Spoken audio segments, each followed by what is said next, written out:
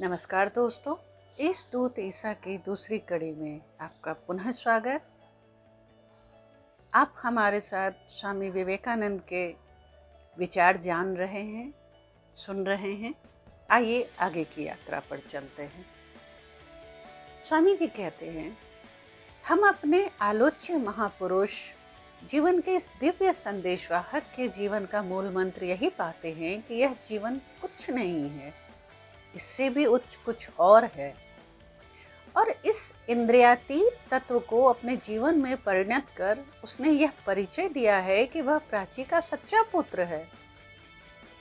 पाश्चात्य देशों के निवासी भी अपने कार्य क्षेत्र में सामरिक, राजनीतिक आदि कार्यों के संचालन में अपनी दक्षता एवं व्यावहारिकता का परिचय देते हैं। शायद पूर्व का निवासी इन सब कार्यों में कर्ता का धर्म इतना नहीं निभाता, किंतु अपने निज के क्षेत्र में वह भी कार्यदक्ष है। अपने जीवन को अपने धर्म पर आधारित करने में उसने भी अपनी व्यवहार कुशलता दिखाई है। यदि वह आज किसी दर्शन का प्रचार करता है तो देखा जाएगा कि कल ही सैकड़ों नर नारी अपने जीवन में उसकी उपलब्धि करने का जी तोड़ प्रयत्न कर रहे हैं। यदि कोई व्यक्ति उपदेश करता है और एक पैर पर खड़े रहने से मुक्ति संभव है, तो उसे अल्पकाल में ही एक पैर पर खड़े रहने वाले सैकड़ों अनुयायी मिल जाएंगे। शायद आप इसे हास्यास्पद समझते हो, किंतु आप यह स्मरण रखें कि इनके पीछे उनके जीवन का यह मूल मंत्र, उनका यह दर्शन विद्यमान है कि धर्म केवल विचार एवं मनन की वस्तु नहीं, जीवन में उसकी उपलब्धि एवं परिणति की जानी चाहिए। पाश्चात्य देशों में मुक्ति के जो विविध उपाय निर्दिष्ट किए जाते हैं, वे केवल बौद्धिक कलाबाजियां मात्र हैं और कभी भी उन्हें कार्य रूप में परिणत करने का प्रयत्न नहीं किया जाता। पश्चिम में जो प्रचारक अच्छे वक्ता हैं, वही श्रेष्ठ धर्म उपदेष्टा मान लिए जाते हैं। इसलिए हम देखते हैं कि प्रथमतः नाजरत निवासी ईसा पूर्व की सच्ची संतान थे। धर्म के क्षेत्र में अत्यंत व्यवहारिक थे। उन्हें इस नश्वर जगत एवं उसके क्षण भंगुर ऐश्वर्य में विश्वास नहीं था। शास्त्र वाक्यों को तोड़ मरोड़ कर व्याख्या करने की, जो कि आजकल पाश्चात्य देशों में प्रथा सी हो गई है, कोई आवश्यकता नहीं। शास्त्र वाक्य कोई रबड़ से लचीले नहीं है कि उन्हें जिधर चाहो उधर खींच लो और मरोड़ लो। और फिर खींचने मरोड़ने की भी तो सीमा है। शास्त्रों का जो अर्थ नहीं है, वह कितनी भी खिंचातानी पर कैसे निकलेगा। धर्म को वर्तमान कालीन इंद्रिय सर्वस्वता का समर्थक बनाना बंद कर देना चाहिए। कम से कम हमें अपने प्रति तो सच्चे एवं अकपटी बनने का प्रयत्न करना चाहिए। यदि हम आदर्श का अनुगमन नहीं कर सकते तो अपनी दुर्बलता स्वीकार कर लें, पर उसे हीन ना बनाएं, उसे अपने उच्च धरातल से ना गिराएं।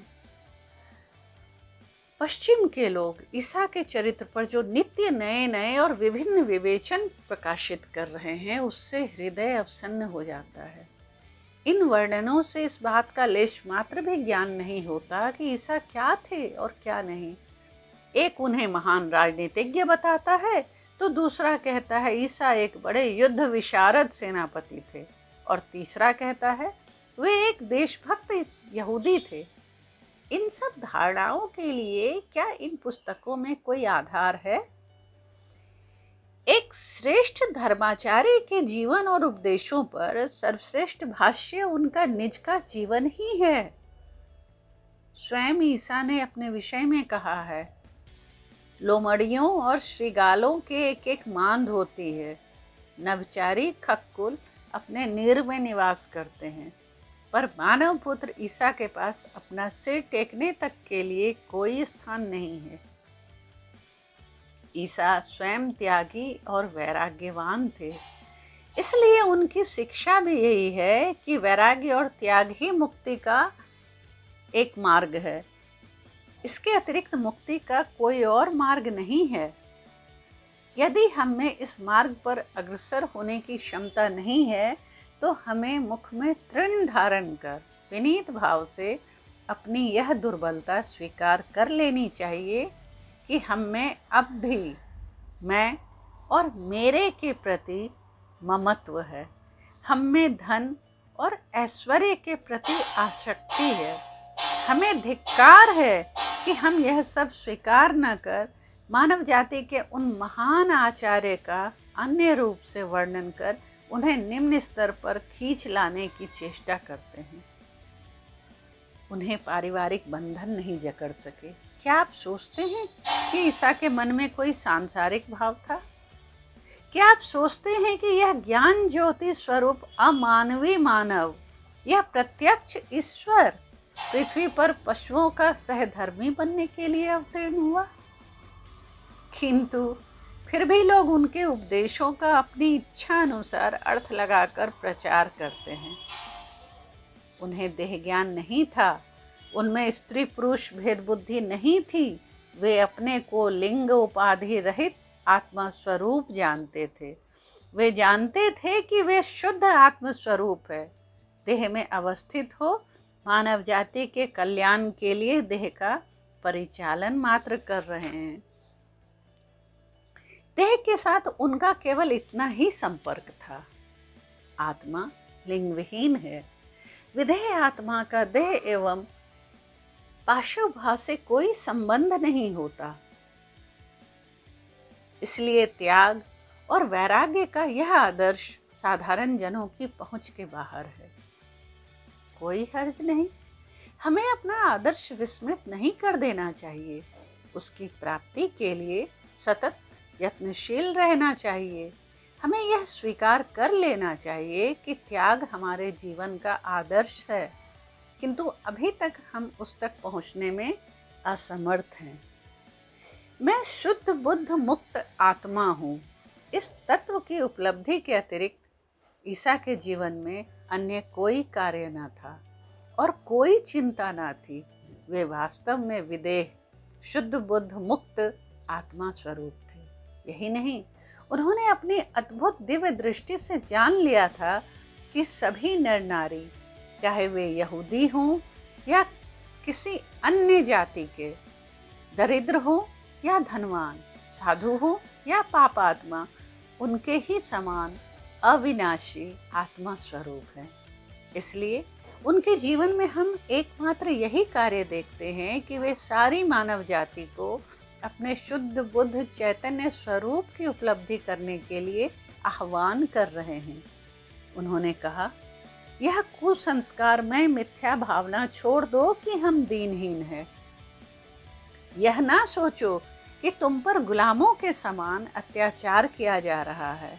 तुम पैरों तले रौंदे जा रहे हो, क्योंकि तुम में एक ऐसा तत्व विद्यमान है जिसे पददलित एवं पीड़ित नहीं किया जा सकता, जिसका विनाश नहीं हो सकता। तुम सब ईश्वर के पुत्र हो, अमर और अनादि हो। अपनी महान वाणी से ईसा ने जगत में घोषणा की, दुनिया के लोगों, इस बात को भली भांति जान लो कि स्वर्ग का राज्य तुम्हारे भीतर अवस्थित है। मैं और मेरे पिता अभिन्न हैं। साहस कर खड़े हो जाओ और घोषणा करो कि मैं केवल ईश्वर पुत्र ही नहीं हूँ, पर अपने हृदय में मुझे यह भी प्रतीति हो रही है कि मैं और मेरे पिता एक और अभिन्न हैं। नाजरतवासी ईसा मसीह ने यही कहा। उन्होंने इस संसार और इस देह के संबंध में कभी कुछ नहीं कहा। जगत के साथ उनका कुछ भी संबंध ना था। उसके साथ केवल इतना ही संपर्क था कि वे उसे प्रगति पथ पर कुछ आगे की ओर बढ़ा देंगे और धीरे धीरे तब तक अग्रसर करते रहेंगे जब तक कि समग्र जगत उस परम ज्योतिर्मय परमेश्वर के निकट नहीं पहुंच जाता, जब तक कि प्रत्येक मानव अपने प्रकृत स्वरूप की उपलब्धि नहीं कर लेता, जब तक कि दुख, कष्ट एवं मृत्यु जगत से संपूर्ण रूप से निर्वासित नहीं हो जाती। ईसा के जीवन पर लिखी गई विभिन्न परस्पर विरोधी आख्यायिकाएं हमने पढ़ी हैं। उनकी जीवनी के समालोचक विद्वज्जनों, उनकी ग्रंथावलियों तथा उच्चतर भाष्य आदि से भी हमारा परिचय है। इन सब आलोचनाओं के द्वारा क्या संपादित किया गया है, इससे भी हम अनजान नहीं हैं। हमें यहाँ इस विवाद में नहीं पड़ना है कि बाइबल के न्यू टेस्टामेंट का कितना अंश सत्य है, अथवा उसमें वर्णित ईसा मसीह का जीवन चरित्र कहाँ तक ऐतिहासिक सत्य पर आधारित है।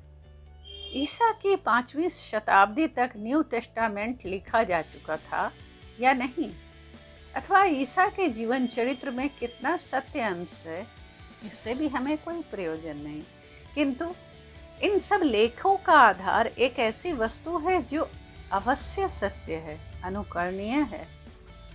मिथ्या प्रलाप करने के लिए भी हमें किसी सत्य की नकल करनी पड़ती है, और सत्य सदैव वास्तविक होता है। जिसका कभी कोई अस्तित्व ही नहीं था, उसका अनुकरण भी कैसा? जिसे किसी ने कभी देखा नहीं, उसकी नकल कैसे हो सकती है? इसलिए यह अनुमान करना स्वाभाविक है कि बाइबल की कथाएं कितनी ही अतिरंजित, अतिशयोक्तिपूर्ण क्यों न हो, उस कल्पना का कोई आधार तो अवश्य था। निश्चित ही उस युग में जगत में किसी महाशक्ति का आविर्भाव हुआ था, किसी महान आध्यात्मिक शक्ति का अपूर्व विकास हुआ था, और उसी की आज हम चर्चा कर रहे हैं। उस महाशक्ति के अस्तित्व में जब हमें कोई संदेह नहीं है, तब हमें पंडित वर्ग द्वारा की गई आलोचनाओं का क्या भय? यदि एक प्राच्य देशीय के रूप में मैं नाजरत निवासी ईसा की उपासना करूं, तो मेरे लिए ऐसा करने की केवल एक ही विधि है, और वह है उनकी ईश्वर के समान आराधना करना। उनकी अर्चना की और कोई विधि मैं नहीं जानता। क्या आप कहते हैं कि हमें इस प्रकार उनकी उपासना करने का अधिकार नहीं है? यदि हम ईसा को अपने ही हीन धरातल पर आसीन कर, उन्हें केवल एक महान व्यक्ति मानकर उनके प्रति कुछ सम्मान प्रदर्शित करने में अपने कर्तव्य की इतिश्री मान लेते हैं, तो फिर उपासना का प्रयोजन ही क्या रह गया? हमारे शास्त्र कहते हैं, ये अनंत ज्योति के पुत्र जिनमें ब्रह्मा की ज्योति प्रकाशित है, जो स्वयं ब्रह्म ज्योति स्वरूप है, आराधित किए जाने पर हमारे साथ तादात्म्य भाव प्राप्त कर लेते हैं, और हम भी उनके साथ एकत्व स्थापित कर लेते हैं। हम देखते हैं कि मनुष्य 3 प्रकार से ईश्वर की उपलब्धि कर सकते हैं।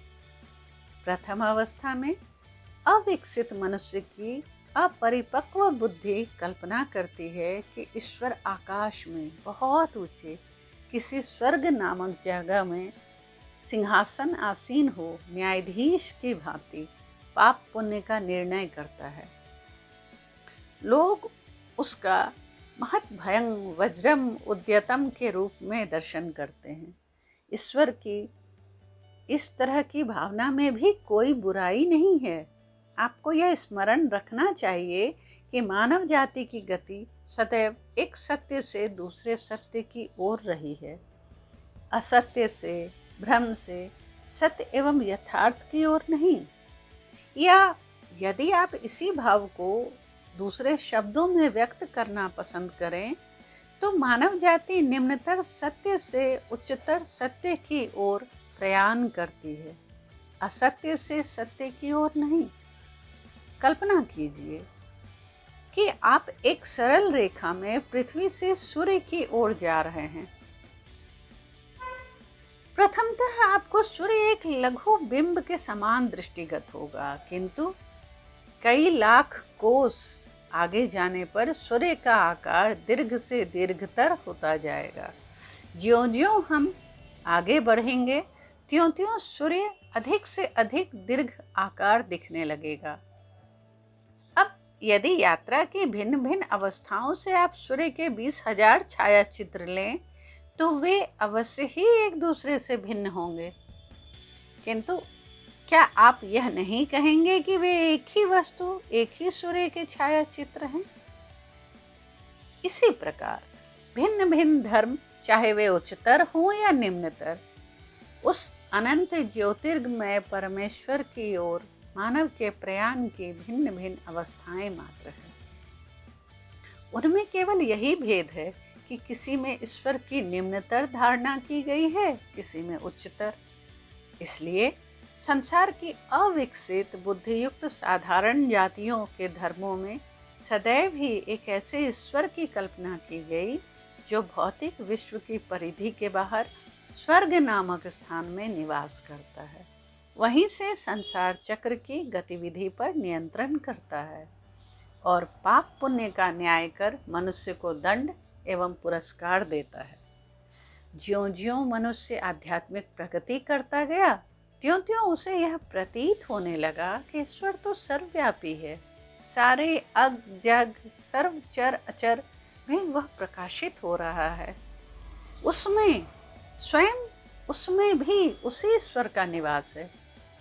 उसे अनुभव होने लगा कि ईश्वर सब आत्माओं की अंतरात्मा है और उससे दूर अवस्थित नहीं है।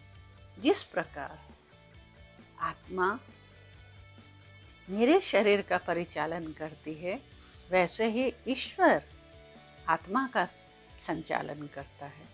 मेरी आत्मा में विद्यमान अंतरात्मा ही ईश्वर है। कुछ व्यक्तियों ने अपनी चिंतन शक्ति द्वारा अपनी साधना की सहायता से इतनी चित्त शुद्धि प्राप्त कर ली, इतनी प्रगति कर ली कि वे पहले बनाई गई धारणा का अतिक्रमण कर स्वयं ईश्वर की उपलब्धि करने में सफल हो गए। जैसा कि न्यू टेस्टामेंट में कहा गया है, ये शुद्ध हृदय व्यक्ति धन्य हैं, क्योंकि इन्हें परमेश्वर के दर्शन हो सकेंगे और उन्हें अंत में इस तत्व की उपलब्धि हो सकी कि वे और उनके पिता एक ही हैं। आप देखेंगे कि न्यू टेस्टामेंट में मानव जाति के उस महान आचार्य ने इस प्राप्ति की, इस सोपान त्रयी की ही शिक्षा दी है। उन्होंने जिस सार्वजनिक प्रार्थना की शिक्षा दी है, उसकी ओर लक्ष्य कीजिए। हे मेरे स्वर्ग निवासी पिता, तेरे नाम का जय जयकार हो इत्यादि। यह सरल भावना युक्त प्रार्थना है, एक शिशु की प्रार्थना जैसी है। देखिए, यह साधारण सार्वजनिक प्रार्थना है, क्योंकि यह अशिक्षित जनसाधारण के लिए है। अपेक्षाकृत उच्चतर व्यक्तियों के लिए जो साधना मार्ग में थोड़ा आगे बढ़ गए हैं, ईसा ने अपेक्षाकृत उच्च साधना का उपदेश दिया है। मैं अपने पिता में वर्तमान हूँ, तुम मुझ में वर्तमान हो और मैं तुम में वर्तमान हूँ। क्या तुम्हें याद है यह? और फिर जब यहूदियों ने ईसा से पूछा था, तुम कौन हो? तो ईसा ने अपनी महान वाणी में घोषणा की, मैं और मेरे पिता एक हैं। यहूदियों ने सोचा यह धर्म की घोर निंदा है, भगवान का घोर अपमान है। पर ईसा के कथन का अर्थ क्या था, यह भी तुम्हारे पैगंबर गण स्पष्ट कर गए हैं। तुम सब देव या ईश्वर हो, तुम सब उस परात्पर पुरुष की संतान हो।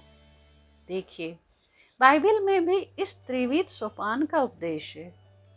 आप यह भी देखेंगे कि प्रथम अवस्था से आरंभ करके धीरे धीरे अंतिम अवस्था में आरोहण करना अपेक्षाकृत अधिक सरल और स्वाभाविक है।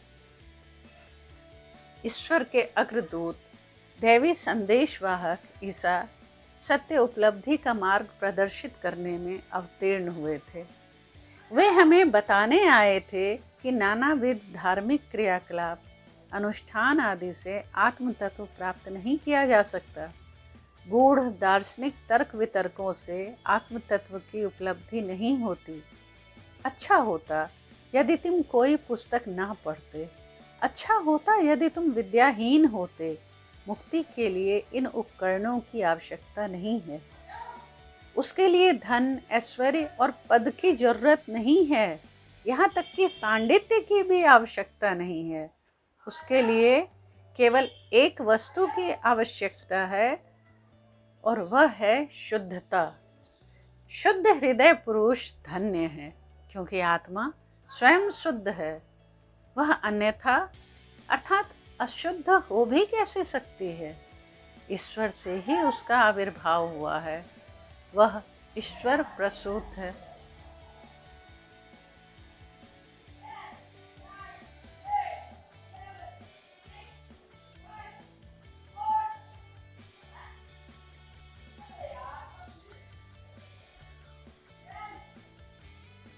बाइबल के शब्दों में वह ईश्वर का निश्वास है। कुरान की भाषा में वह ईश्वर की आत्मा स्वरूप है। क्या आप कहना चाहते हैं कि ईश्वर आत्मा कभी अशुद्ध हो सकती है? किंतु दुर्भाग्य से हमारे शुभ अशुभ कार्यों के कारण वह मानव सदियों के मैल, सैकड़ों वर्षों की अशुद्धि और धूलि से आवृत है। हमारे नानाविध दुष्कर्म, नानाविध अन्याय कार्य शत शत वर्षों से अज्ञान रूपी धूलि और मलिनता द्वारा उसके प्रकाश को मंद कर रहे हैं। केवल इस धूलि और मैल की तह को उस पर से पोंछने भर की देर है कि आत्मा पुनः अपने उज्ज्वल वह दिव्य प्रभा से प्रकाशित हो जाएगी। शुद्ध हृदय व्यक्ति धन्य है, क्योंकि वे ईश दर्शन करने लगेंगे।